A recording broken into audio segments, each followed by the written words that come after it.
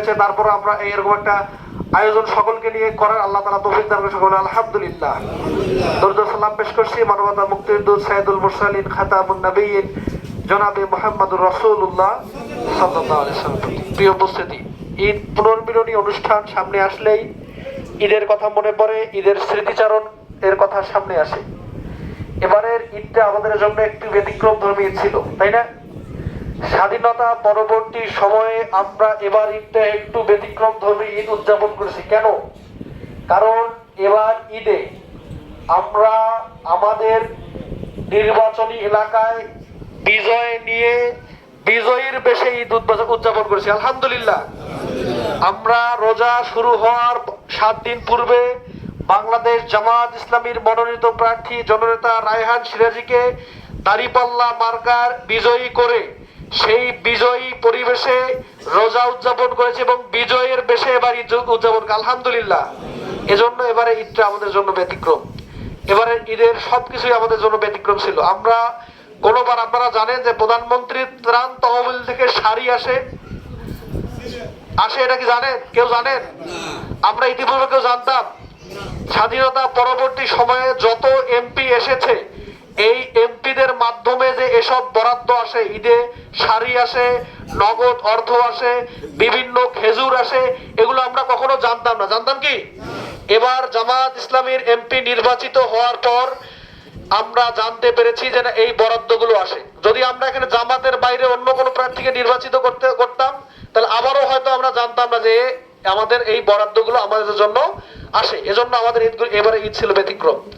আলহামদুলিল্লাহ, আমরা যতটুকু আমাদের জন্য বরাদ্দ পেয়েছি, এই বরাদ্দগুলো এবার ঈদের খুশি ভাগাভাগি করার জন্য প্রধানমন্ত্রীর তহবিল থেকে যে আমরা বরাদ্দ পেয়েছিলাম, জননেতা রায়হান সিরাজী এমপির মাধ্যমে আমরা সেই বরাদ্দ যৎসামান্য হলেও আমরা আমাদের ভাইদের কাছে, ভাই বোনদের কাছে সেটা পৌঁছায় দেওয়ার চেষ্টা করেছি আলহামদুলিল্লাহ।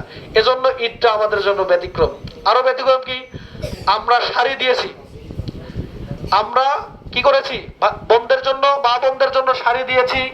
অনেককে ব্যক্তিগত তহবিল বা এমপির তহবিল থেকে আমরা পাঞ্জাবি কিনে উপহার দিয়েছি, কাউকে নগদ অর্থ উপহার দিয়েছি এবং কারো কারো কাছে আমরা ঈদের সেমাই চিনি বিতরণের মাধ্যমে ঈদের আনন্দকে ভাগাভাগি করার চেষ্টা করেছি আলহামদুলিল্লাহ। ঈদ থেকে আপনারা এভাবে ব্যতিক্রমী বলবেন না?